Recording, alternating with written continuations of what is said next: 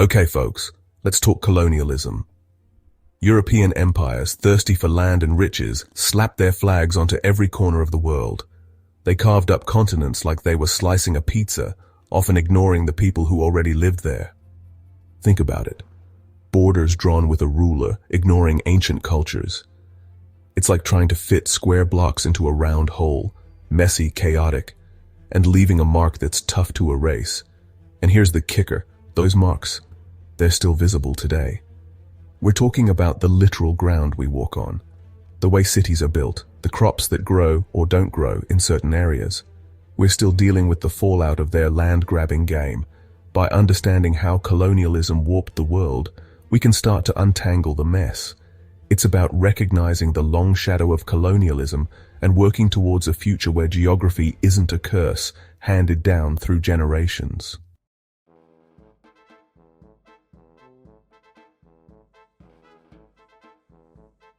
Imagine this. You're living your life tending your land, following the rhythms of your ancestors. Suddenly, ships appear on the horizon, bringing strangers with strange customs and even stranger ideas. They claim your land in the name of some distant king you've never met. The maps we know today, with their neat lines and color-coded countries, they're the product of this violent redrawing of the world. They drew borders that made sense to them, often lumping together groups with distinct cultures, languages, and traditions. This disregard for existing social structures is a recipe for conflict, and we're still seeing the after effects today. Understanding this historical context is crucial if we want to address contemporary issues of inequality and injustice.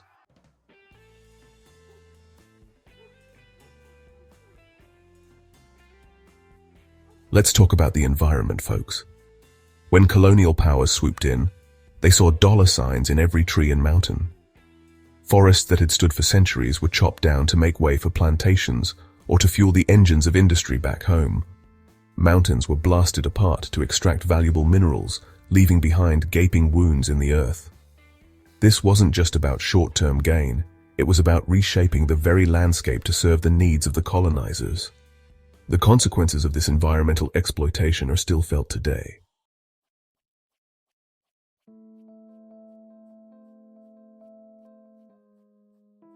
Okay, so we've talked about how colonial powers were basically the worst house guests ever, showing up uninvited and trashing the place. But what happens after the party's over and the guests have gone home? Well, someone's left to clean up the mess, right? And in the case of colonialism, that mess includes those arbitrary borders they drew on the map. Those lines, often drawn with a blatant disregard for existing ethnic groups, languages, or cultural ties, continue to shape our world in profound ways. They determine who gets access to resources, who has political power, and even who we view as our allies or rivals. Think about the ongoing conflicts in many parts of Africa, the Middle East, or even here in North America. Often these conflicts have roots in those colonial-era borders, where different groups were forced together or arbitrarily divided.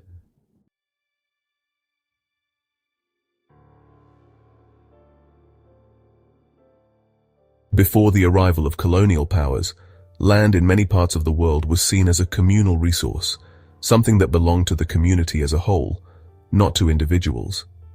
Indigenous cultures had their own complex systems of land management, often based on sustainable practices passed down through generations. But colonialism threw a wrench in those systems, replacing them with a system based on private property and, more often than not, exploitation. The colonizers arrived with a sense of entitlement, convinced that their way of life was superior, their claims to the land more legitimate. They imposed their legal systems, disregarded traditional land rights, and often forced indigenous populations off their ancestral lands and into marginal areas. It's a story of dispossession and displacement that played out repeatedly across the globe, leaving lasting scars on both the landscape and the people who called it home.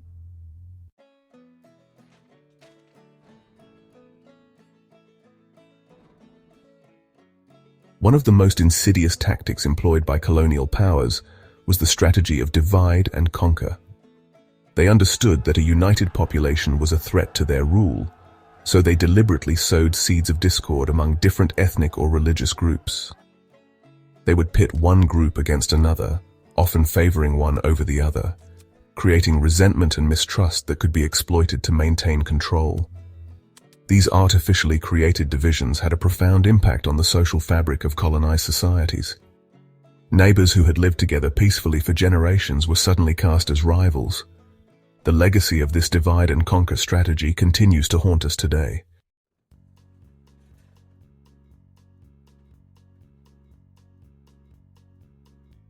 So, we've established that colonialism was basically a dumpster fire of epic proportions. But why does it matter today?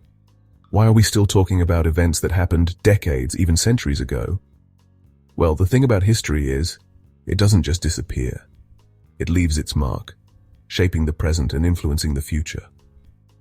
Those arbitrary borders drawn by colonial powers, they're still there, often serving as flashpoints for conflict. The economic systems they imposed, they often continue to benefit former colonial powers at the expense of former colonies. The ghost of colonialism continues to haunt us, reminding us that we can't just erase the past.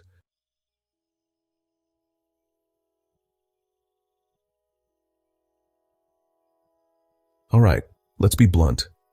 Colonialism was all about making a buck.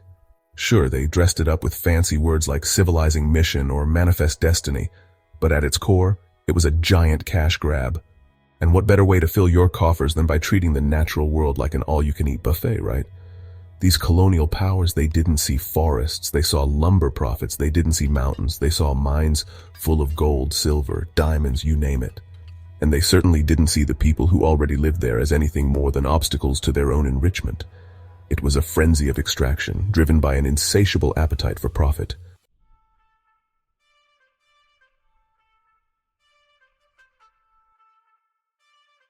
But the environmental impact of colonialism went far beyond just extraction. These weren't just plunderers, they were also ambitious landscapers, hell-bent on reshaping the world in their image. They plowed under diverse ecosystems to make way for massive monoculture plantations, churning out cash crops like sugar, coffee, cotton, rubber. You know, the stuff that fueled their comfortable lives back in Europe while leaving a trail of ecological devastation in its wake. These weren't sustainable agricultural practices. They were get-rich-quick schemes that depleted the soil, disrupted natural water cycles, and left the land vulnerable to disease and drought.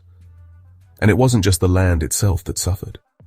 Indigenous communities who had lived in harmony with these ecosystems for centuries were often displaced, their traditional knowledge disregarded in favor of these new, often destructive agricultural practices.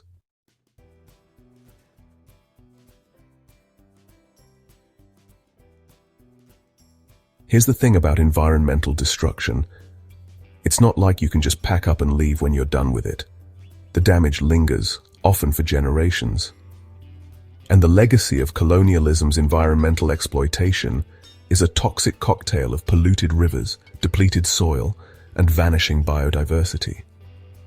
Those mines they dug, they often became festering pits of toxic waste, poisoning the water supply and leaving communities struggling with health problems for decades. Those forests they cleared, they contributed to soil erosion, desertification, and increased vulnerability to natural disasters. And let's not forget about the impact on climate change. All that deforestation and industrial activity released massive amounts of carbon dioxide into the atmosphere, contributing to the warming planet we're dealing with today.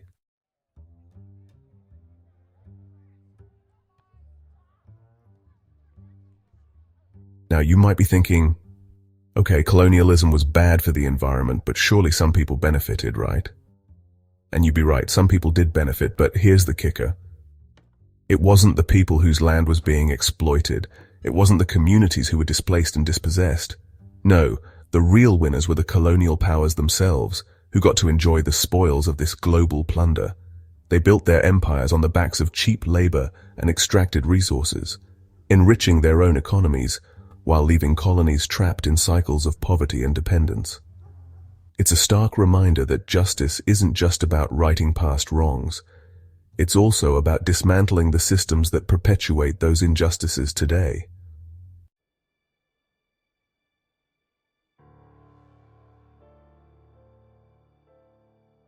Okay, so we've established that colonial powers were basically obsessed with getting rich quick off someone else's land. But you can't exactly haul mountains of gold and forests of timber across oceans in a rowboat, right? Enter colonial infrastructure. A sprawling network of roads, railways, ports, and canals designed to facilitate one thing: the efficient extraction and transportation of resources back to the motherland. These weren't just engineering feats. They were strategic tools of domination, connecting resource-rich hinterlands to bustling port cities, all carefully orchestrated to funnel wealth towards the colonial centers of power. Think of it like a giant vacuum cleaner, with the colonial power holding the nozzle and sucking up all the good stuff. These railroads weren't built for the benefit of the local population. They were built to serve the needs of the colonizers. It was infrastructure designed for exploitation, not empowerment.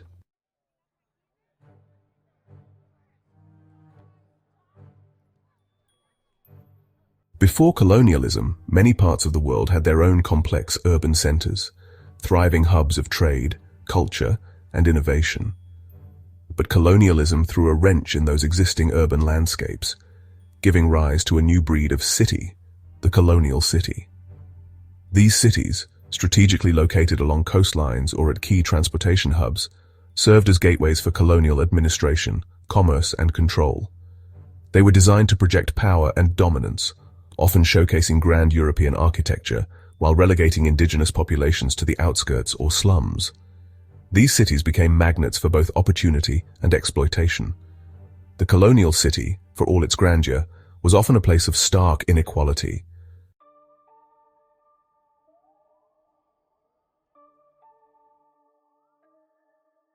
Section 3. The Price of Progress. How colonial infrastructure cemented inequality.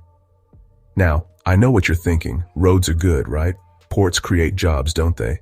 And on the surface, sure, there were some perceived benefits to colonial infrastructure. But here's the catch. Those benefits were rarely distributed equally. In fact, colonial infrastructure often served to entrench existing power structures and exacerbate inequality. Remember those railroads built to transport resources? They often bypassed or neglected areas deemed less profitable, hindering economic development and leaving communities isolated and underserved. Those grand colonial cities, they often became islands of privilege, benefiting a small elite while the majority of the population struggled in poverty. It's like building a highway that only the wealthy can afford to drive on, while everyone else is stuck on dirt roads. Colonial infrastructure, often touted as a symbol of progress, often served to reinforce a system where the rich got richer and the poor got, well, you get the picture.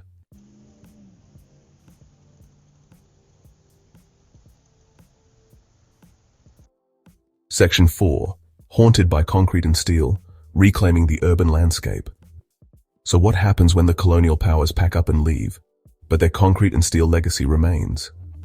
We're left grappling with the ghosts of colonialism, not just in the form of political borders or economic systems, but also in the very fabric of our cities. Many former colonies are still struggling to adapt colonial infrastructure to the needs of their people. Overcrowded slums, inadequate sanitation, and traffic-choked streets are just some of the challenges faced by cities designed for extraction rather than habitation. It's like trying to fit a square peg into a round hole, except the peg is a rapidly growing population and the hole is a city built for a different era. But amidst these challenges, there's also hope. Many communities are finding creative ways to reclaim their urban spaces, transforming colonial-era buildings into cultural centers, repurposing abandoned infrastructure for public use, and injecting new life into neglected neighborhoods. It's a reminder that while the legacy of colonialism is enduring, it doesn't have to be destiny.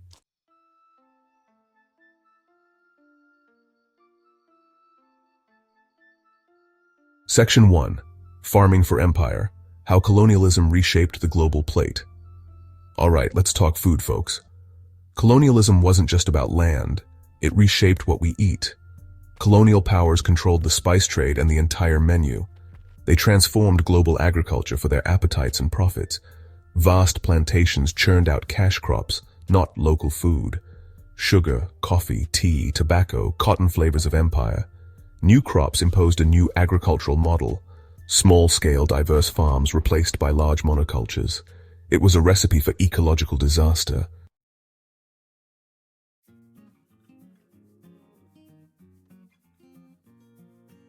From diverse diets to sugar cravings, the bitter aftertaste of cash crops. Colonial powers introduced coffee, but at a cost. Prioritizing cash crops over food crops created unsustainable systems. Diverse diets were replaced, leading to nutritional deficiencies and reliance on imports. Ironically, this often resulted in famine.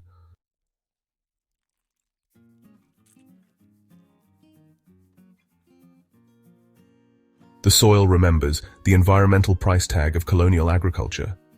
Colonial cash crops came at a steep environmental cost. Nature thrives on diversity, not monoculture. Colonialism disrupted this balance. Vast plantations depleted soil, disrupted pest control, and caused erosion. Future generations inherit this mess, a reminder you can't cheat nature.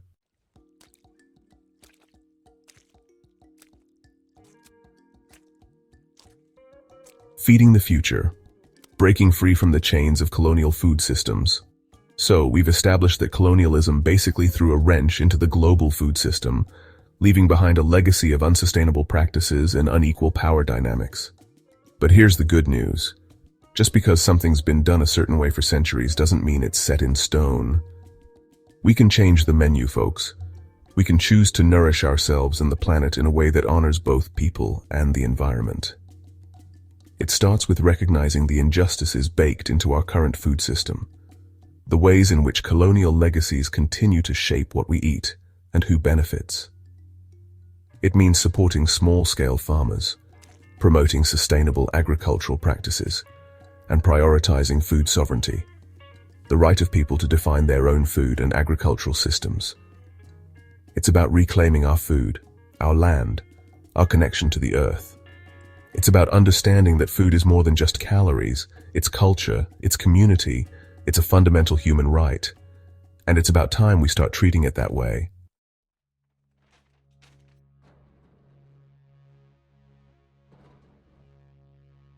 The human tide, how colonialism redrew the map of humanity. Colonialism wasn't just about borders, it uprooted populations, causing waves of migration. Millions of Africans were shipped across the Atlantic, fueling empires and decimating communities. Indentured laborers from Asia faced exploitative conditions.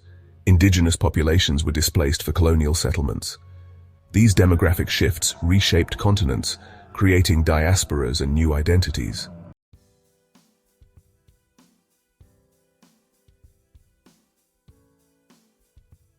From village to slum, the unforeseen growth of megacities.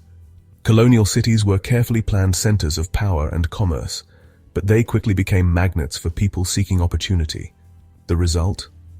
Explosive, often uncontrolled urban growth. Cities designed for thousands swelled to millions, and the marginalized got squeezed to the fringes. The rise of slums lacking basic services. A tale of two cities side by side, the planned city and the unplanned city. A legacy of colonialism playing out today. A story unfolding in our megacities.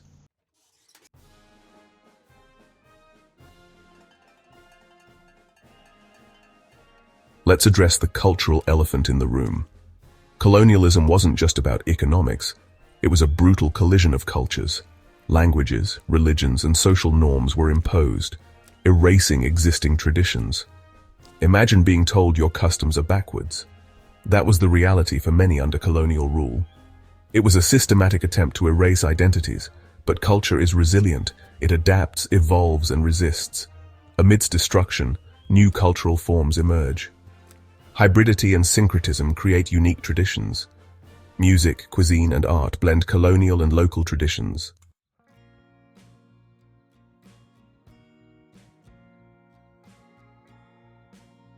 So, we've established that colonialism was a bit of a mess, culturally speaking. But here's the good news. Just because someone tries to erase your story doesn't mean it disappears. It's still there, buried under layers of imposed narratives, waiting to be unearthed, reclaimed, and rewritten.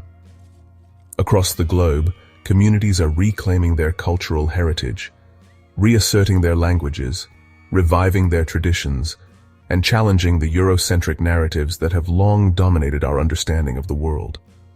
They're rewriting history from the bottom up, centering the voices and experiences of those marginalized by colonialism. It's about recognizing that identity is not a fixed thing. It's a process of constant negotiation and reinvention. It's about understanding that the legacies of colonialism are complex and multifaceted, marked by both trauma and resilience, by loss and reinvention. And it's about embracing the richness and diversity of human experience in all its messy, complicated glory.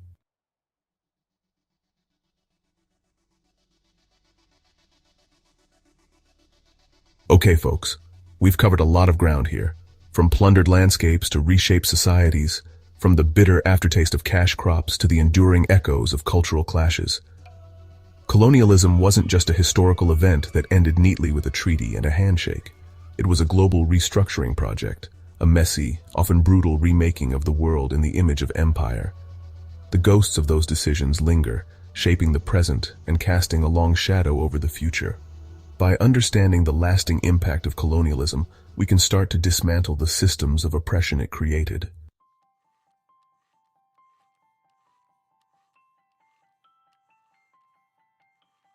So, where do we go from here? We can't erase the past, but we can learn from it. We can build a world where geography is a source of opportunity and shared prosperity. It starts with listening to those most affected by colonialism, supporting movements for justice, and demanding accountability for past wrongs. It's about cooperation and sustainability. Imagining a world where lines on the map connect us, and everyone has the opportunity to thrive.